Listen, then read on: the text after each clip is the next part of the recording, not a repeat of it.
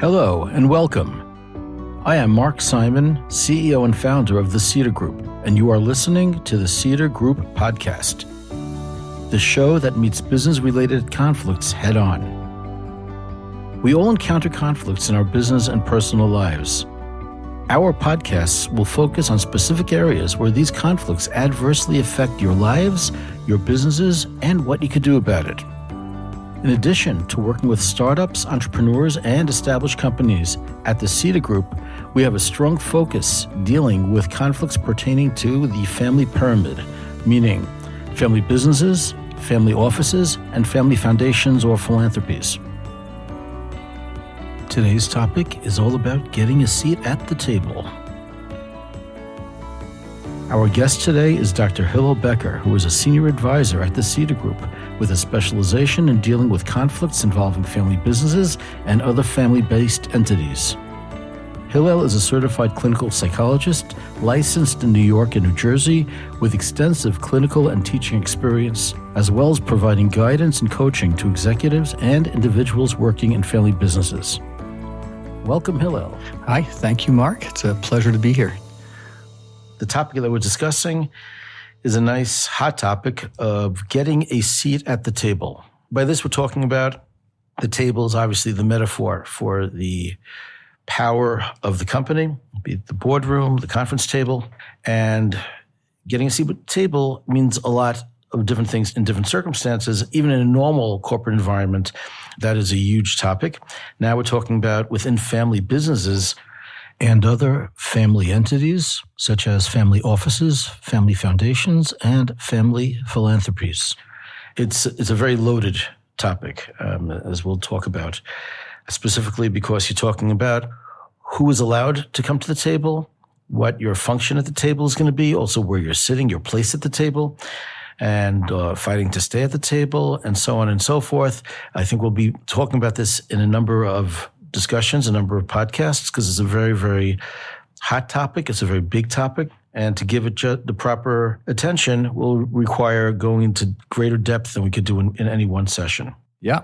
Okay. So this is a fantastic topic, Mark, because I think that the table, the concept of the table, the metaphor of the table, it really speaks to everybody. You know, the table, I think, is the place where families from very young, when children are very young, they begin to form and find their places, where they sit, how they sit. Is there a sort of an ongoing a seat that each child or each person has, or is it fluid? Does it move? But you'll see in every family, you know, it'll come up, oh, that's my seat, or I want to sit next to daddy, or I want to sit next to mommy. How come he does, or how come she does? Or how come there aren't enough chairs at the table? Interesting. And so the table, I think, is very, very much again, as you bring up this topic, is the metaphor for how we go through life in general. And therefore, when it comes to where our discussions have continued on specifically family businesses, as it's important in the family, it becomes even more of a powerful discussion as it relates to the family and the business. So, okay, great topic. Okay, great. All right, so let's dive into this a bit. And to make it a little more real, I like to use this fictitious company that we introduced in a previous podcast, the Jones Lumber Company of Oregon. And again, just to refresh the memory of our listeners or people who are joining us for the first time. So we introduced a fictitious company called the Jones Lumber Company, founded in 1850 in Oregon. It was actually before it was a state, 9 years before statehood. And Hank Jones was the founder. And I'll play it out much more quickly now than we did last time. Hank made it into a family business rather quickly because he needed a lot of assistance in the very manual labor of chopping down trees and hauling trees and dealing with the lumber as such. And his wife was involved on the administrative side. She was very good with finances and the books. And over time, Hank groomed his son, Hank Jr., to take over the business for him.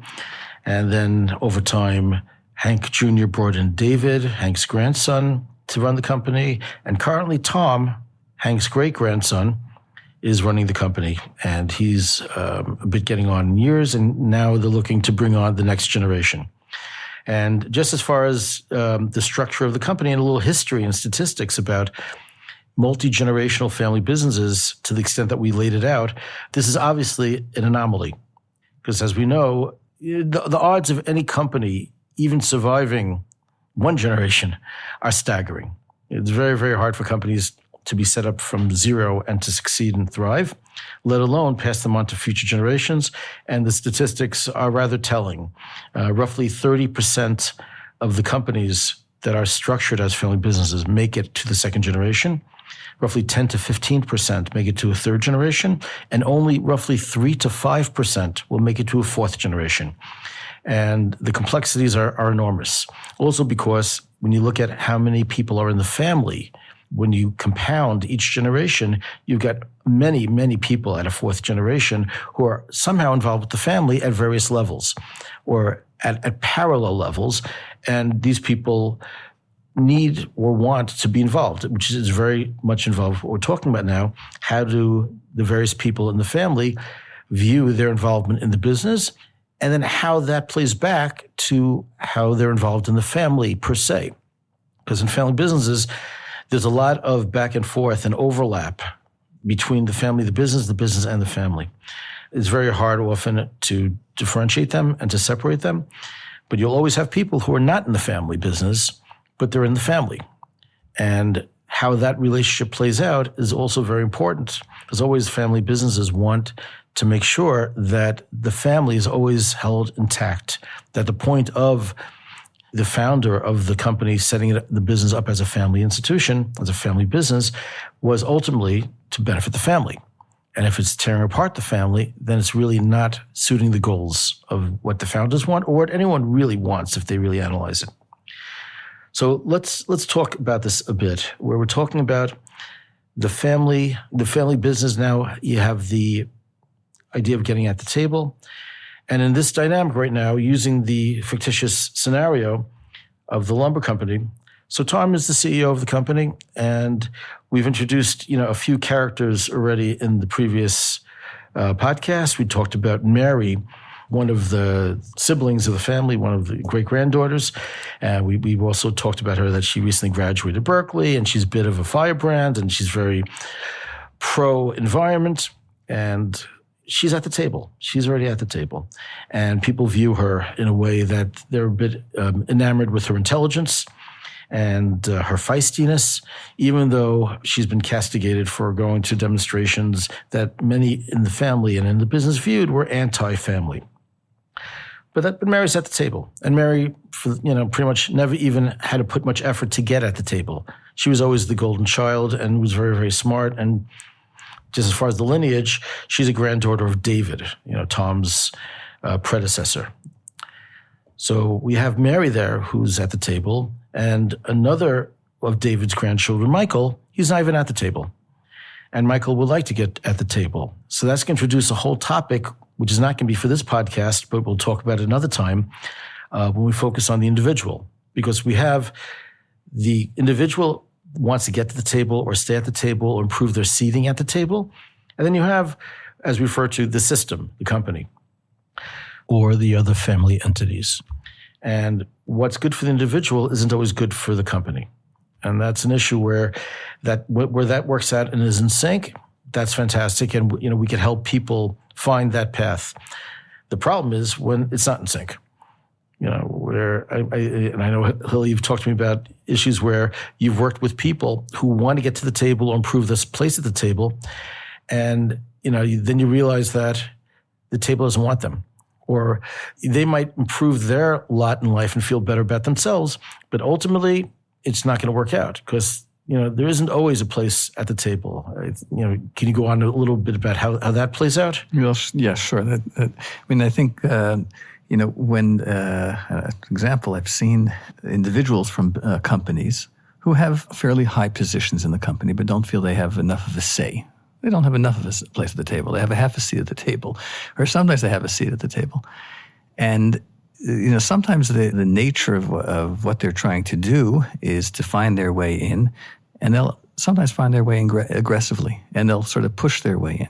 So that the idea is that if they, and this is just again metaphorically, but if they speak louder, if they make the most brilliant point in the world, that somehow the table is going to shift and they're going to get a better place. Mm-hmm. And often what happens there, because they're looking out for themselves and they're not actually understanding themselves in the context of the system, they may actually be heard, but they may not be heard for the benefit of the system ultimately. Mm-hmm. And that's where at times power struggles begin, because the person who is already at the table, and maybe rightfully so, or has a certain position, certain say, begins to feel threatened.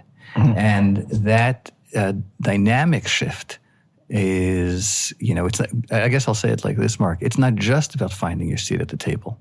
It's about finding your seat at the table in the context of where you're actually going to fit in, both for your own sense of self, but also for the usefulness of the mm-hmm. system as a whole. So I think we could agree on one point that, wherever the table is at, in whichever organization, it's at a sort of state of equilibrium at any one point of time. And each new individual that either forces their way into the table by, like you say, being very aggressive, or people that are assigned to come to the table because they're a favorite child or grandchild or whatnot, there's a shift in the equilibrium. I think that's a great way of saying it, yeah. And as in all systems, it'll take a little bit of time, a little gravitation of various forces to find a new equilibrium. That's exactly right, as I see it. The resiliency of a system is a system that can adjust to the changes, can adjust to new roles and new places, with the understanding that the system has to, in fact, find a new equilibrium. It's I think that one of the things that we offer is, as we speak to these types of businesses, is that panic mode of holding on to the old, or the fear of moving forward, or sometimes the fear of not moving forward quickly enough. All of those together, I think, can throw the equilibrium off in such a way where it can be detrimental. And so it's all about, sort of going with the flow, as it were, and understanding what the flow is. I think it reminds me of a very interesting quote from United States Congresswoman Shirley Chisholm, where I believe she talked about this in context of family businesses, or she probably could mean this from her perspective in any context of getting to a table, but it very much resonates with family business. And she once said that if they don't give you a seat at the table, bring a folding chair, or bring your own folding chair. And that's sort of what you were talking about. Sometimes you need to actually make some change, and provided you have the ability to come to the table, approach the table. But change won't happen by itself. And the systems that are in place, and for better or for worse, they're not going to change unless some catalyst, an outside catalyst, comes in and changes it. And if you're the person who wants to be part of the system or wants a better seat at the table, then it's usually on you to make that happen, because the rest of the system is happy the way things are going on, more or less. Mm-hmm, mm-hmm. So, looking at, the example we had of the lumber company. So if we're talking about, we have, two individuals already who are both grandchildren of David, the previous CEO, Michael and Mary. Well, Mary's at the table, and, for better or for worse, she's listened to because she's very smart and very eloquent. And even though the fact that she is often antagonistic to the company and to many people in the company, she's taken seriously. And she's rather young, but she's still taken very seriously. And all the other people in the family, and this is a fourth generation family, you've got lots of people who are in the family at this point. Multi-generational, grandchildren from this side, from that side, cousins, uncles, it's huge. And you have a lot of people who are parallel positions as Mary, as Michael. And some of them want to be at the table, such as Michael. Others have no desire to be at the table. There are people who have already decided, I tried once finding a seat at the table. They don't listen to me once or twice. I'm not interested anymore. As long as I get my monthly check and my allowance, I'll go ski in Davos and drive around Ferraris and life will be fine. Or I'll find my own path and do whatever I want to do. It doesn't have to be someone who's a dead weight in society. It could be someone who's finding a different path in society. But they tried to enter the family business, or the family tried to incorporate them into the family business and it didn't work out. So they decided, not for me. As far as their ownership of the family business or their beneficial aspect of being associated with the family business, that's one aspect of it. They'll get a dividend or whatever way the family decides to allocate funds of the family among the family members. That's one aspect. But then you have day-to-day working and being involved in the business. And this situation and the dynamic that we're describing is also extremely relevant for the family offices or family foundations or philanthropies as well. Let's introduce two other characters. Tom has two children. Tom, the current CEO, has two children, Hank and Sally. So Hank, named after the founder, Hank, he's, he feels he's got the namesake. Only problem is poor Hank, as they say, he's not the sharpest knife in the drawer. Not that swift, not that smart, not that competent. And you want to make a parallel to the Fredo scenario we talked about in the last podcast, Fredo referring to the Godfather series where, it played out in Godfather Part 2, where it showed how disenfranchised he was, how he felt he was passed over by his younger brother. So here we've got, Hank's got a younger sister, Sally, and Sally is being groomed for the top spot. So Hank and Sally are brothers and sisters, children of Tom. Hank's at the table because he's Hank. Because Tom wants him at the table. He's got the right name. He's got the right name, and he's got the right look. And, and people like him. He's a nice guy. He's a very easy, very affable guy. People like him. He's easy to talk to. But as far as functioning within the corporate structure, he's dead weight. And everyone knows that. But he's there, and he's at the table. And he's pulling a nice salary, and he's getting all the status and respect, but he's not really doing anything at the table. And, he doesn't feel good about that. Sally, on the other hand, is being grouped from the top spot. Sally's under a lot of pressure. She knows this. This is made very apparent to her and everyone in the family. She's smart. She's competent. She gets the family structure. She's been brought in at a very young age to be discussed all the elements of the family business. She worked in various departments. She worked her way up to a degree, even rolling up her sleeves and doing the hard work. So she gets it, and she's respected, and she's being groomed for this. And there's a lot of pressure on Sally all the time. And how all this is going to play out. You mentioned in the last podcast how very often on the non-business side, when the family gets together and you have people who are actively involved in the family business, now just hanging out and doing a family get-together, and you talked about an annual 4th of July get-together barbecue of the entire family, and the invitations go out to the entire family. Only problem is, not the entire family is going to show up. Some of them don't want to be there. Some of them are annoyed with the family, how much the family business impacts the family. And, some people are very frustrated about either not being listened to, not being taken seriously enough. And how this aspect of getting your seat at the table impacts the business and impacts the family are one of the issues that we really want to discuss now. And if possible, even to discuss one or 2 points of what can be done about this. Because clearly, if you're Michael and you're not at the table, and now you show up at the 4th of July barbecue, as you discussed, some of the higher ups of the family or the more senior people or respected people are getting the prime rib and the best steaks, and other people are relegated to get the hot dogs. But lo and behold, somehow they got burned one year. Was it an accident? Probably not. And this isn't even fiction. They told me these are actual people that this happened to, and I can imagine this happens very often in one form or another. So, the animosity, the apathy, people just sick and tired of hearing about this family, the family business. It's like there's more to life than just lumber. Let's just have a nice, normal family discussion or do things that don't involve this all the time. And other people are just tired of seeing their family in the news all the time. They became a de facto celebrity where they don't want to be a celebrity. They don't want to be associated with this dynasty. So let's a little from your perspective of how you could see this working positively and unfortunately negatively in various families. Mm-hmm. Right. So, you talk about the now this next generation of Hank and Sally, And I guess in this fictional system that these are siblings, correct? Correct. So I don't know if we there are certainly siblings have their own inherent issues between one another. Sometimes good, sometimes bad. Sometimes they don't know how to tiptoe around each other. So if I'll assume that Hank is the older one and he's got the name of the founder, and Sally is the younger one, and they grew up very close together, and all of that. And Sally always looked up to Hank, but in fact, as she's developed, she's been, as you said, she's kind of been being groomed, either by the board or by whoever else, to begin to take a more senior position.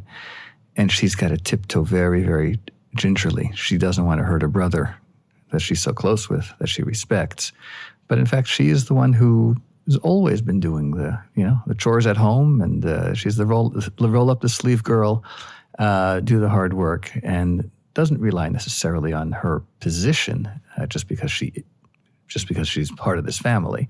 She does the hard work. And so how this, I'm just taking the scenario and playing it further, and how this all plays itself out. How does she gingerly find her place at the table without stepping on her brother? How does Hank actually, because he does realize what's going on, how does he find himself in a position where he can actually somehow still find himself part of things, but he's not going to ultimately be the top spot? And can he be okay with that? And so sometimes what we might do for people is we actually may create a certain kind of, we talked about coalitions last time, and we talked about coalitions, both in positive sense and negative sense. One of the things that we actually encourage people to do sometimes is to create their own subset, not in contrast or against others, but as teamwork. The likelihood, again, where there's a fictional case, it's a little hard to say exactly, but the likelihood is that if they do have a good personal relationship as they grew up together, they can become a team. And that is that, Sally might be the more driven one and the more brainy one and the more, capable one in some ways. She's not going to leave her brother behind if the two of them can actually discuss this and actually be open about this. And work as a team to sustain a certain place. That may also help them. They may sit next to each other at the table in some way. I think what you mapped out would be a best case scenario of sibling interaction. And again, you have to remember that this is a very wealthy, well-known family, fourth generation business. I wouldn't say they own Argonne, but everyone Argonne knows them and knows the family story and knows the legends and all the story around it. So, assuming that Sally is conscious and cognitive and caring about Hank's feelings, that would be great. That would be wonderful. You're less. No, I'm saying, but it might very well be that she cares for him. But ultimately, we all do what we do, and we all have our gifts in life. And Sure. Everyone knows that when you're comparing who is more likable, Hank's always more likable. He's a charming guy. He's the schmoozer. He could talk to anyone in the crowd. He's great at small talk, And Sally is much more nuts and bolts. I have no time to waste on small talk. Too busy accomplishing things. Very goal oriented. So it could, depending on the scenario, the Sure. solution in the field, will very much determine on actually how these two characters really interact. And if they're not characters, they're actual people. Right. That'll be very much more telling. Yeah, it's a fascinating topic. Think about some of the ways that I think will be very productive for how families will deal with the complexity and potential conflicts surrounding the table and this topic. Just let's talk about one possible solution. And in this scenario of a fourth generational family, it would be impossible to imagine a scenario where they don't already have certain structures in place. A classic device would be a vehicle called a family conference, where at very regular intervals, definitely at least biannually, if not annually, you'd have a get-together of the family. And not just the people in the business, but the family. And the goal would be to get everyone together in a non-business environment, usually in some retreat somewhere where everyone can enjoy themselves. And also it's guided usually with professional consultants or advisors or therapists sometimes. And the goal would be for one main aspect would be increased communication, better communication, enhanced communication. And this ideal of improved communication, or as we'd say, effective communication, is so essential. It's basically one of the building blocks where you could try to create and instill an environment of transparency within the organization. And that goes hand in hand with the important idea of building trust. And in very, very many cases, it's also the issue of rebuilding trust. If trust has been broken or damaged over the years, as very often is the case, a lot of times, if red lines weren't crossed and boundaries weren't really shattered, the trust could be rebuilt. And this is so important in having the family work together and thrive together. That everyone will feel that they can talk. Everyone could say what they feel, what they're feeling, what they're thinking.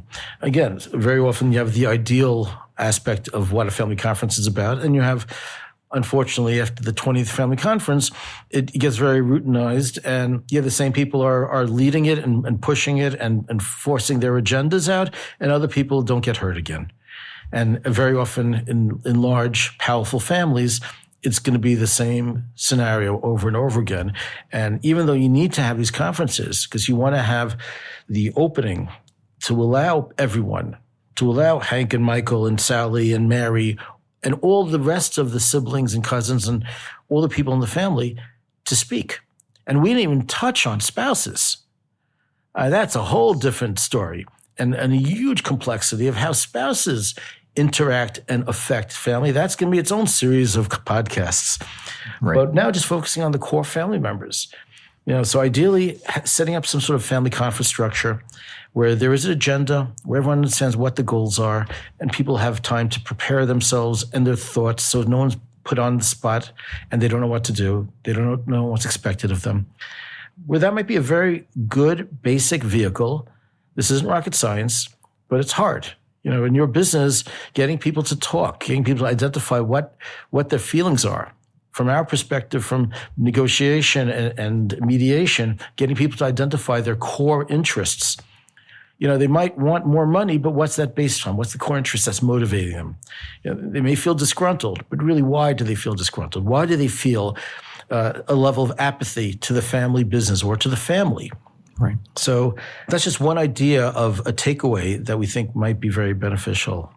Absolutely. I mean, I think that there are many things that can be done. I think that the main thing is the recognition that there are inherent issues. Every single family has these types of issues. There's no one solution, but a family conference implies that there's a knowledge that this needs to happen. It's sort of like family that comes together for holidays. It's important to do on multiple levels. One, what are the sort of the undercurrents of that getting together is that things get mapped out or worked out in some ways, or you continue the relationships that can actually be discussed and without even having to necessarily address the actual issue. That's for another stage. But just having the opportunity to sit and talk becomes a very important aspect as well. I would assume it would also be very empowering. So if you let everyone know that everyone will get there, whether it's half hour or they get their time at the mic or the podium, or whatever the case will be, everyone in the family who's been invited to come will have an equal opportunity to say what's on their mind. Absolutely. And again, it's up to the person to say, and it definitely takes a lot of courage to get up there and to talk in front of the power players, the patriarchs, the matriarchs, and all the different characters in the family. It's not easy. For sure. And it's not easy in a simple family. Forget about a wealthy and powerful family. Just a family getting together for the holidays, where everyone's coming in from college and work and whatnot. It's very difficult. So it's just compounded. So, we think we scratched the surface of this topic. I think it's fascinating. And I think there are no lost causes. I'm a firm believer there are no lost causes. And the people say there's nothing that can be done about it. I think that's very fatalistic and it's short-sighted. I don't think there are too many families that get to a fifth-generation family business. But whether it's a family business or just a family, I think there's always the opportunity to work on things, to work on your issues, to improve communication. And I think that's the key. I mean, it might sound like a cliche, but it comes down to that improved communication of everyone understanding that we all want something better. And the fact that I might think everything's good, status quo is great, but as long as X percentage of the family member feel disenchanted, and that might be a great way to start the conference by a survey, honest, anonymous survey. How do you feel? And if X percent are disenchanted, things aren't good. Right. And the patriarch and matriarchs need to be very cognizant of that fact. And, you can't just sweep it under the rug. That doesn't work. Absolutely. Things need to be brought to the fore. 100%. All right. So, Hillel, thank you very much for joining me in this very interesting conversation. And I think we'll expand on this to more conversations around this topic. Some of the issues will be keeping a seat at the table. Once you've fought hard to get there, how do you keep it? How do you stay at the level that you're at? Good topic. And it's very interesting, very challenging. So that's it for today. Okay, fantastic. Thank you, Mark. Thank you so much for joining us for this session. We look forward to sharing more podcasts and other events with you in the future. If you enjoyed this session, please be sure to subscribe and follow us in our social media. We would love to hear from you. Please write comments in the comment section, and if you have specific topics that you would like us to cover in future sessions, please let us know. Be well and have a great day.